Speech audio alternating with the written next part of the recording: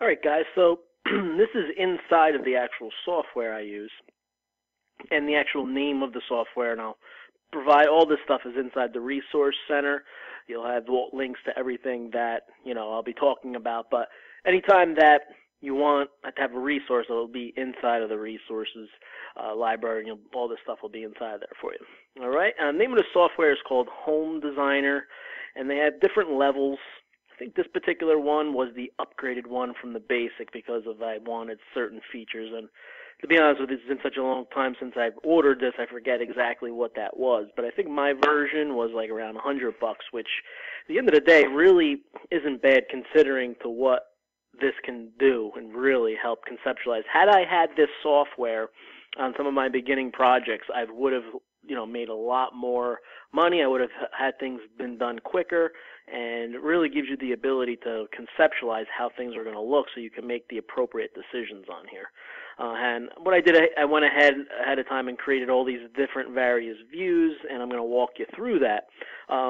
Incidentally, if you don't want to pay for a program like this, you really don't have to, because a lot of this stuff you can get online for free with limitations. For example, the main reason I bought this software was because I started using the free ones online, and I quickly realized that they had limitations that for me, and to give presentations for my own projects as well as clients, it just wasn't going to cut the mustard, so to speak. So I went ahead and I did a lot of research, and I came across this one. And just in general, just going through this whole program, I'm cutting your time in half, spending countless time online that I did to find the right program. And it's like just more or less trial and error. I can't tell you how many programs I did. So just that one piece is just one small example of the huge benefit that's wrapped inside of this little business model that you decide to invest in yourself in. And, I don't know what the price tag is for your time, but I know for some people that time is precious. And, I was always taught when we're looking at increasing, my productivity is to put a price tag on your time. And when you do that, you realize how precious your time is. So what I'm going to do here is this is the project that I was telling you about and that we're using as an example in week 2 for a basic improvement model. And what you're going to see on the right-hand side here is the existing layout of the home, which, again, is poorly laid out. And, I'm not going to spend time here figuring out why they did that, but, it is what it is. And I saw it, and I walked through, and I saw, it took me a couple times to look at this and see and conceptualize everything, but I came to use this software a lot to help me with that. So you'll notice here, the front door is right here, and I'm going to also, switch views so I can show you that, which will kind of also give you an example of various different views that are here. So this is what they call perspective full overview. You're able to get, real clear picture of what the home looks like, and if you just here, you have the ability to go really any direction, any view. You want to go top view, this view. Really, sky's the limit on whatever you want to toy around with this mouse. It's just a matter of getting used to the mouse and really figuring out. You can also zoom in, zoom out, and it really helps you out with conceptualizing things and putting things in place and knowing what can be done, what can't be done. And like I said, I had this software, probably would have saved a lot of projects that had failed from failing, and having the software really helps. All right, so that's the one view. Now, what I want to point out here is this is the way that the house was. You also, too, by the way, if you just take your mouse and swing it, it'll automatically just rotate 360, so you don't have to hold it there, which is convenient, especially for me giving presentations here. All right, so what you're going to notice is when it swings back around to the front, I'll pause it so that you can get an understanding of what I'm talking about here. And we'll pause that right there. All right, so you'll notice first things first. Let me actually just swing it around a little bit more. This is the one of the existing structure, and then over here is the proposed changes that we're going to be doing.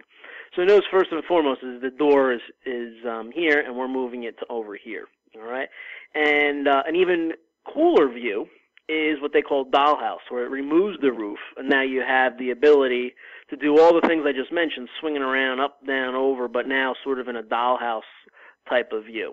All right, so I'm going to stick to here for some of this, and you know, use this as the example of what we're going to do here. All right, so let me just change the angle here. All right, cool. So again, you'll notice this is where the front door is right now. That's where the front door is. And again, I mentioned this on the beginning portion of this presentation, that it was really poorly designed. They didn't spend a lot of time here for whatever reason. I think a lot of times, too, these homes were up in Lake Hopatcong were really vacation homes. So it really wasn't designed for a family, and the way things are, obviously, it was years ago as well, and they had different views of the way floor plans were supposed to be. But first and foremost, I'll start off with this front door here. What they have is like a little, you know, I guess entranceway, and then there's a closet right there. And then on the other side of this closet is a huge, I mean, oversized laundry, I guess, room to have that in there. And then the bathroom, too, is extraordinarily large for, you know, what its purpose is serving. And you notice I'm going to show you some things on what I've done in there to kind of save some space and so on and so forth. So with that said, you come in here and you have this little half wall that separates the living room, all right? And you walk through here. You've got this wall here, which serves as a closet for the front door. You walk in. You got this laundry room, and then you've got the kitchen. And then over here is like a little nook for, you know, I guess they use it for, you know, like sort of like a little miniature eat-in kitchen type thing. And it's, you know, just a lot of this stuff is all wasted space that, again, using the software, we're able to better, you know, plan and make it more, you know, utilitarian as well. And over here, you'll notice this has like a little, again, half wall. When you would walk in this door, I don't know why it was there, and, you know, I'm not about to figure out why, but the point is it was poorly designed.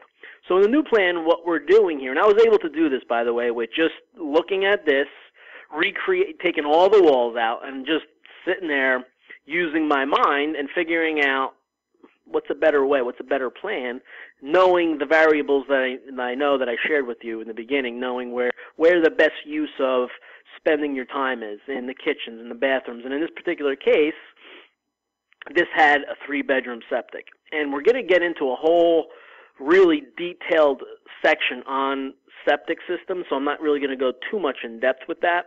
Some people like septic systems, some people don't. I personally think they're great because they also serve, if you use them right, you can also create, believe it or not, an energy supply out of it as well. And again, I'm going to get into in another training, so I'm not going to go into too much depth with that. But for the most part, as it pertains to this specific video and this presentation here, when it comes to a septic, it's zoned by the number of bedrooms that the septic serves. All right, so if this was a 2-bedroom septic, no matter which way I reconfigured everything, this house could only stay as a 2-bedroom septic, which, you know, knowing the variables where you can add value by adding, let's say, another bedroom or another bathroom, you know, that's really where you're going to get the maximum amount of return. And obviously this is one of the reasons I chose this property as well for that specific purpose as well, because this had a 3-bedroom. And by the way, in order for you to classify that, this has to be verified with the town. So it's called a 3-bedroom verified septic, which means that I can now add a bedroom in here and count it as a bedroom, and everything's within compliance and everything's legal, and there's nothing illegal about, you know, trying to modify this. Because there are some people who say, all right, whatever, I'm just going to add a wall up, and there you go, it's a 3-bedroom. But obviously when you go through to buy a house, you have to do your due diligence, get inspections, go to the town, and if that's found out, you're not going to be able to use it. And obviously an appraiser is going to do that very exact thing because they're required by law to do that and by the banks for them to do that. So, you know, in a scenario with a septic, you're trying to pull the wool over someone's eyes, it's, you know, it's not going to happen. But at any rate, the benefit is here that it does have 3 bedrooms, and from there I was able to just know immediately that was the one thing I wanted to do, is add a master suite, because that's where you're really going to get a maximum return. So in essence, what I did here is just redesign this entire floor plan. I figured out the best way to do that is by moving the door, the front door, over to here. So, you know, in the beginning it's right here. After, again, this took me some time going back and forth, and I switched the plan a few times. That's what's great about having this software, is you have that ability. And, depending upon how you structure these things, you have the time to do that. A lot of times, obviously, you're going to be working with me, and I can give some insight and maybe help share with you how I would do it. Because ultimately, this is yours, baby. This is the house you're going to be living in. You want to be able to really design it the way you want and get the maximum flow out of it and get the maximum, as a result, return. All right. So I decided after, again, toying around with various different floor plans, that the best way was having a door here, and you'll notice immediately on the other side is the closet that services this area. I forgot to put this in here. The closet that services this area right now is right back here. There's another little wall there, and I forgot to put that in there, because this particular closet services this bedroom. All right, so there was like a little small, I want to say 3x2 closet that was in there. And so what I decided to do when we redesigned this is I took the closet out of there. This way everything was one big, not big, but one relatively large size bedroom, and then just put the closet on the other side where this was. And I just swapped out windows. So I just took that window and added it over there. As you don't want a closet in your a window in your closet, really wouldn't serve its purpose. It's better to utilize where light can get in, and I brought it over onto this side. And then you'll notice here where this was closed off, I'm just keeping the existing footprint of this layout here as far as the kitchen goes. And that's great because now you're able to really just get away with refacing this kitchen. And that really helps with the budget. I was able just to get the cabinet doors in here, and they're really nice. They're called shaker doors, which is like that squared, and then it's like embedded. It was a really nice look. And I think since this was a small house, we decided to go with, the white kitchen, and I'm going to show you that in a different view that we have. But the great thing is, as far as the kitchen goes, is really this whole kitchen, including everything, granite, just the new cabinet doors, the whole kit and caboodle was like only $6,000, and that was me going with a little bit upgraded, more than basic appliance set, So ultimately, really save a lot of money. You hear, sometimes kitchens going for $30,000, $6,000 to have granite, beautiful cabinets, stainless appliances, the home run. So moving forward here, now by bringing this wall down, we've created a nice little peninsula-type style kitchen with an island. If you wanted to, you could put some chairs over here. Now it has its own dining room, which prior to this didn't have. So another reason, by just knocking this little area down, it freed up so much space that now I could create a master suite in here. And then also by knocking this wall down, really creating the ability to have this one big open concept here, which really is what obviously drives the market right now, what people want, and makes sense because it just gives you the feeling of volume of a larger space. It's only a 1,000 square foot house, and when you see the 3Ds inside, you're going to see, even just looking at this, it's like, wow, looking at this, the two, it's just a really wasted space. Another reason it's also a horrible floor plan, look over here. Let's just say having a party, having family over, right? And, you're in the kitchen here, and it's summer, and you want to go out on the deck. What do you got to do? You got to go through someone's bedroom to get to the door. So that's another reason why immediately my head started turning in that direction by just flipping this around, putting 2 bedrooms over here and having this final third one here would really make the most sense. And then really tying all things together here, let me bring in this view here. So again, this is another view you have, the ability to go inside the house and, really create all these different angles. And again, you can do the same thing, different angles going this way, one way. And again, this is how I really figured everything out on the best use of this property, doing this way. And what I want to point out, and the whole reason why I kind of transitioned into this, is if you notice here, the way you can use this house, you can also use this as, let's say you don't need a third bedroom and you want a larger, living room. you can now take this dining room, put this dining room over into here, or you can use that like as a bar area, an entertainment area. The multiple things you could do, and that's the reason why I put French doors there to to offer that option to someone. And if they're just using it as a bedroom, then all you got to do is put blinds on there, and you've got your own private bedroom. There's a closet in there, and it can be counted as a bedroom.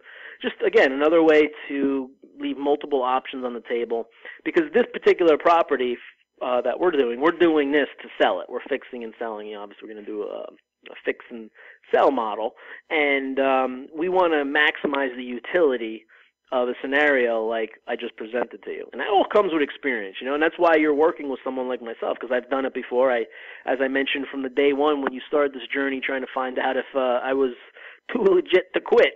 One of the things I said is I practice what I preach, and this is a prime example of it.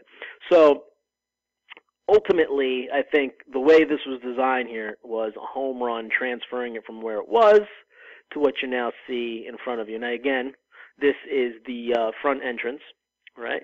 And then, that's the main living dining room. Now, so the kitchen area swinging around, which you'll notice has nice vaulted ceilings. And again, that was another reason why I chose this house, because of all the positives that were attached to it. Yes, it showed very bad. I showed this house to a couple other people, and they just couldn't get past the smell. It was like just loaded with cat or dog urine, and really, all in all, just really horribly shown, and the floor plan didn't help at all either.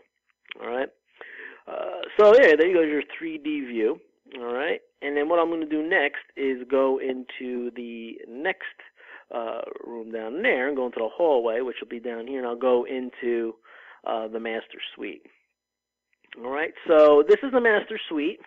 And again, same thing with this software. You can go in and out, forward, down, whatever your goal is. Another cool thing is, like, for example, we're doing a presentation here. So I want to show you something. Right now there's a walk-in closet there. So instead of, like, trying to go all the way through, it kind of distorts it if you, like, try to zoom in on it, and it's hard to do the 3D version of it.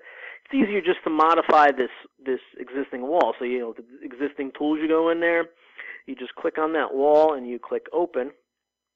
And then you could do various different things in it, as far as the room type. And I think I'm looking for, oh, you know what, I have to go through a different view. This is just one of the things that you figure out as you go through this, that, certain things allow you to do certain things where certain other views don't allow you to do that. But at any rate, what I wanted to show you is by opening this wall up, you can change the view of it, which will enable you to, I'll show you what I'm talking about when it loads. That's another thing. This is a very resource gobbling program. So it's not one of those programs where you want to have like 12 windows open, because you saw how long it took. And this is a brand new computer. It's a higher end. I think it's got like 8 gigs of RAM, or a little bit even more than that. I think 12 gigs of RAM, and it's still that slow. So at any rate, what I was talking about here is you could put invisible, right? So it doesn't remove the wall, it just marks it as invisible so you get a better view of it. I think that was the view we were on, right? This one? Right. So now you can see, and the whole reason I did that was because I wanted to show you that this was a walk-in closet.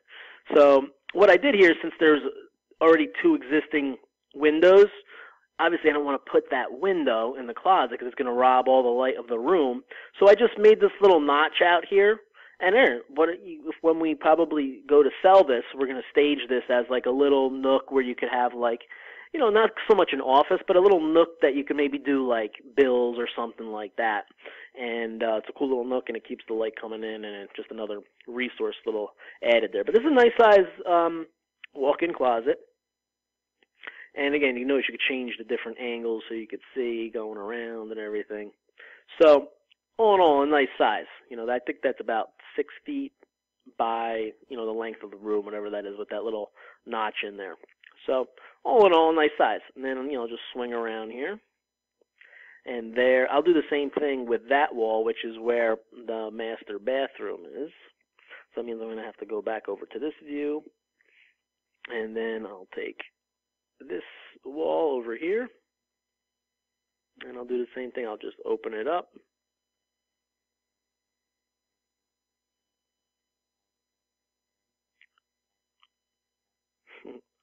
There we go. You gotta have patience sometimes with these things, because if you're not clicking on just the right thing, it'll open up like you saw different things. All right. So again, we're going to put invisible, and then I'll just give the ability as if that wall isn't even there. I think we were back at this view.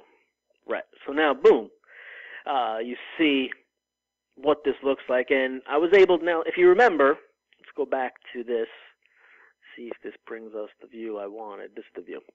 Now, if you remember, pretty much what I did here is I converted this otherwise unused area that used to be a laundry room, a closet, and I transformed it by just taking this wall and pulling it all the way out where the window is, and then just redesigning all this.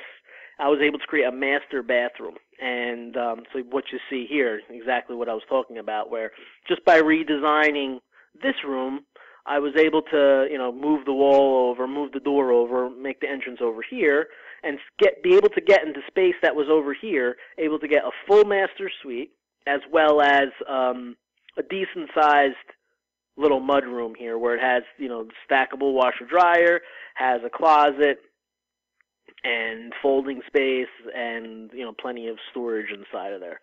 So let's go back to that 3D view, and you'll notice that same thing. I kept the same theme here with regard to the vaulted ceilings. I was able to get a separate stall shower, a soaker tub, 60-inch vanity, and a toilet, and it's a great master suite. And so that's just again, an example of what's possible here. And I'll just finish this up with the final bedroom, which is in here. Yeah, it's not huge, but this is a queen-size bed, so still, considering with 1,000 square feet, I was able to get a 3-bedroom, 2-bath, and with the vaulted ceilings, when you're dealing with a small house, it's almost like a must if you can. So when I saw those vaulted ceilings, I only had a vault, I think, probably like this room, and I think there was one other small room that I had, so all the rest of them were existing. So it really kept the cost down on that as well. And, it's a nice little bedroom here, queen-size bed. You're still able to get 2 end tables in there.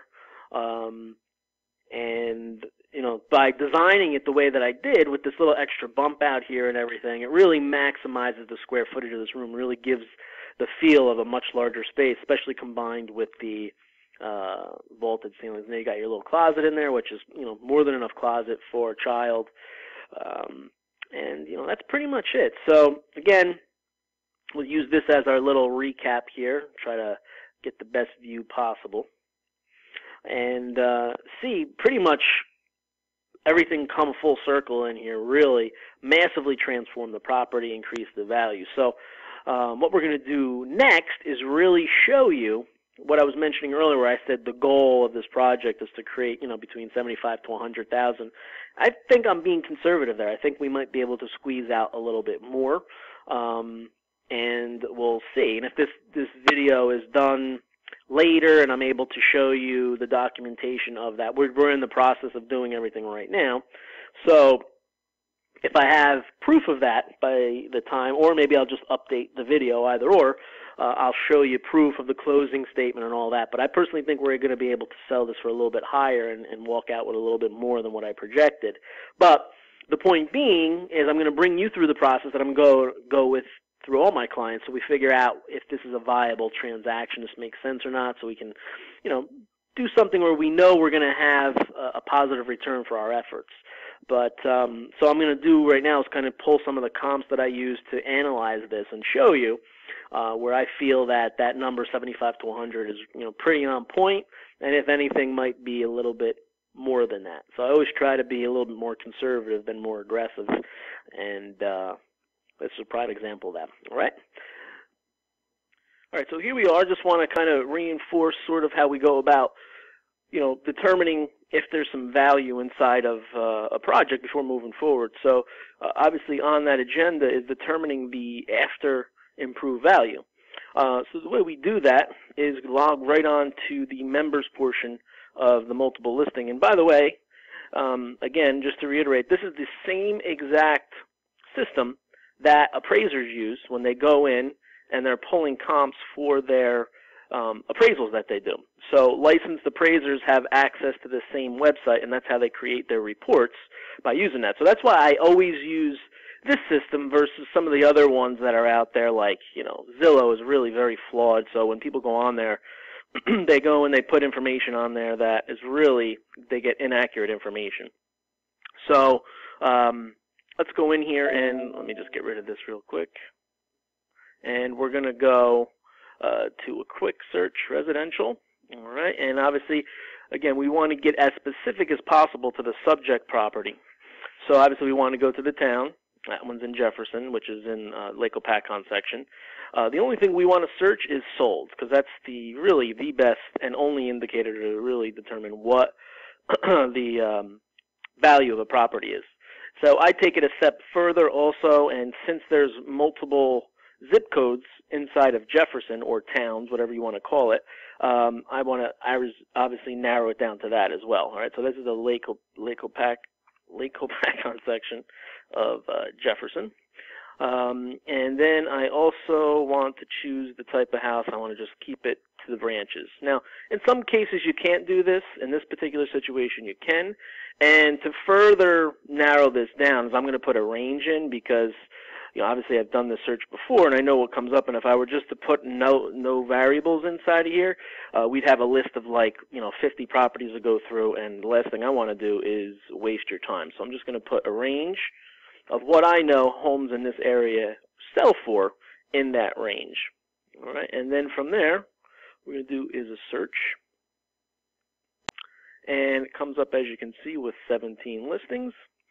So I am going to choose all of those, with the exception of this one, because I know that particular one was a lakefront and it actually needed a new septic. It's another benefit of working in an area that so sometimes some of the comps that are in there, and it just makes it that much easier. Or for yourself, working with someone like myself who obviously has a good handle on the market.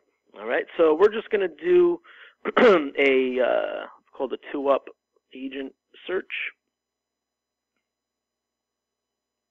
And we're just going to go through here and kind of give an assessment of the various different types of houses that have sold. All right, so let's just start here. This one sold for $150. I'm just going to go through the pictures. As you can see, very outdated cat kitchens. As far as those are, I know this house too, because I went in there, and this is those kind of the fake imitation hardwood floors. So you really can't count those as real hardwood floors from an appraisal standpoint. So again, not nearly as updated as what I'm going to be doing with that project. So that's a comp, but not a good comp, because it's smaller. It's only 2 bedrooms, 1 bath. We're doing 3 bedroom, 2 baths.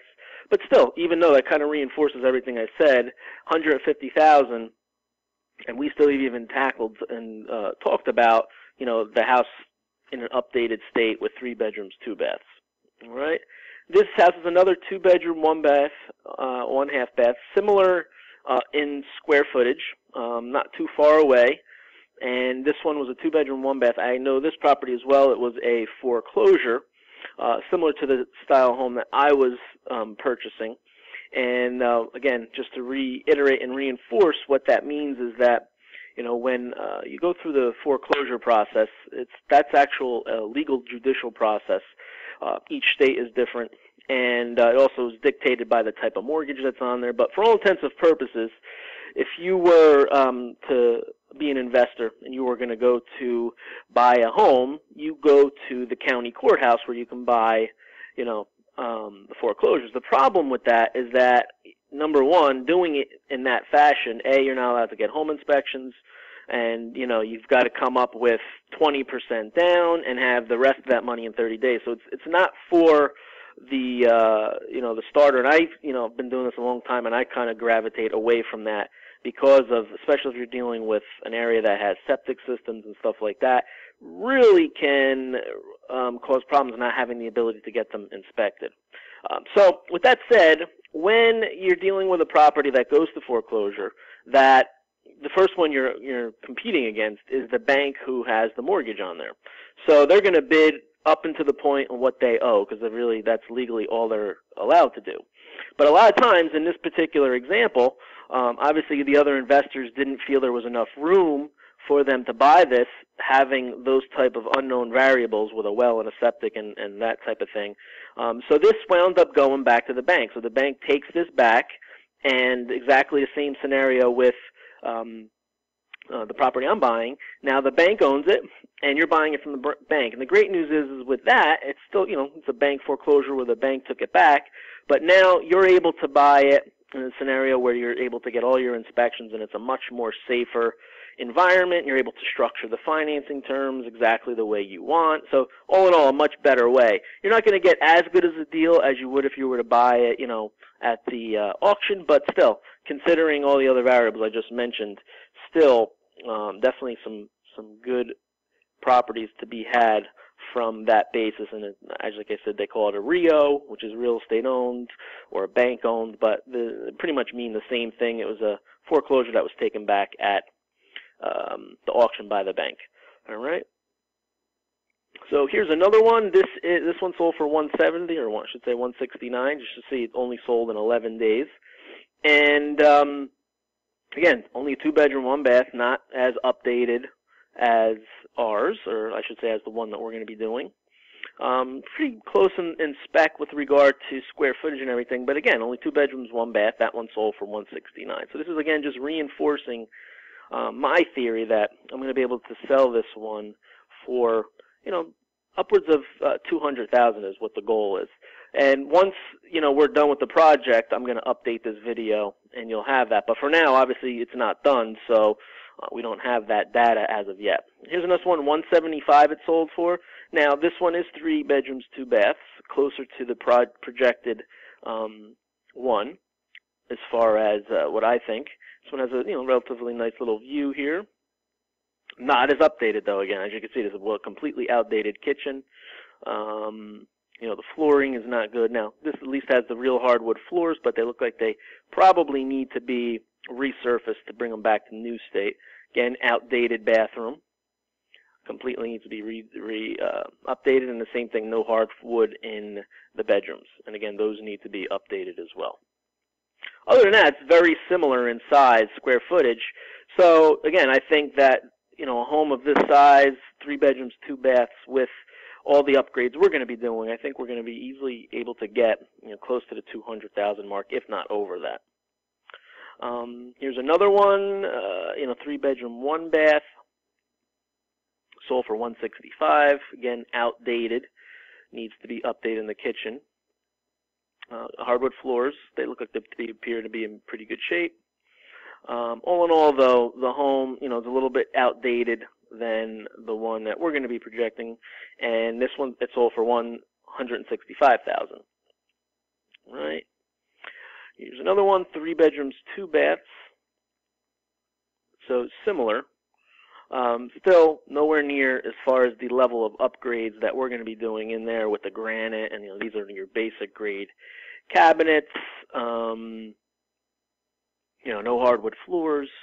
Does have that garage, but considering what our level is, and also keep in mind one of their bathrooms is only this small little stall shower. We're having full-size bathrooms in each of ours, all completely redone with really, nice, not 100% high-end, but, high-end for that neighborhood. So we're still able to do it on a budget and not really get into a position where we're, over-improving, so to speak. So all in all, a good comp, but definitely will be adjustments made since it's, not as updated. All right, here's another one. This one sold for 180. Again, only 2 bedrooms, 1 bath, only 4 rooms. Sold in 14 days, and does have the real hardwood floors there. Kitchen, again, nowhere near as updated. Has the washer dryer in the kitchen, which is, to me, not a great thing for saleability, but still, knowing that, sold for, close to list price in 14 days. So obviously the market warrants something like this. And this would be very similar to our master suite. So you notice here it does have the cathedral ceilings and a nice little little skylight, but does not have the master suite bathroom. So very similar comp, but again, this one sold for $180 at a 2-bedroom, 1-bath. Ours is 3 bedrooms, 2 baths, and definitely I think would just those 2 variables warrant an extra $25,000. This one sold for $180, so I think by us putting it on the market, the 200 range, we're going to come close and sell it very quickly. All right, this one a little bit bigger acreage-wise. Somewhat updated, but not as updated as nicely as ours. This one sold for $190, has 3 bedrooms, 1 bath. So ours has the master suite. So again, again reinforces everything I'm telling you here, is that by us putting the 3-bedroom, 2 bath with the master suite, we're definitely going to be able to come into the neighborhood of $200,000. So that one above sold for $190, as you can see over here. All right. And then this one, see, Lake Forest section, 2-bedroom, 1 bath. Again, not nearly as updated, needs to be completely re-updated, in fact. And that one sold for $170, and that was, again, 2-bedroom, 1 bath, not a 3-bedroom, 2 bath. Here's one that is a 2-bedroom, 2 bath that sold for $205, $204.9 to be exact. A little bit bigger, but does only have the 2 bedrooms, not the full 3 bedrooms. And again, probably does not have the septic, which is the reason for that, which is why having a 3-bedroom septic in that type of scenario is very important, because this house can definitely probably warrant a 3rd bedroom, but since it only has a 2-bedroom septic, it can only market itself as such, and you can't make the improvements. But again, nice size, a little bit larger. That one sold for $205, but lacked the master suite. So I think we're on track somewhere right in that neighborhood of the 200.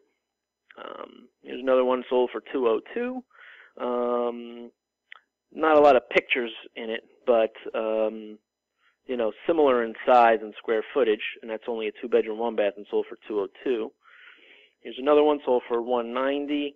So all in all points directions are really moving to the direction of that $200,000 plus mark, and I think these comps support that. I wish there was a little bit more comps with the same level of upgrades that we're going to be doing, but unfortunately, just based upon the timing, we don't have that right now.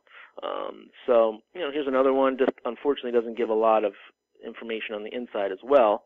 But this one sold for $223. All right.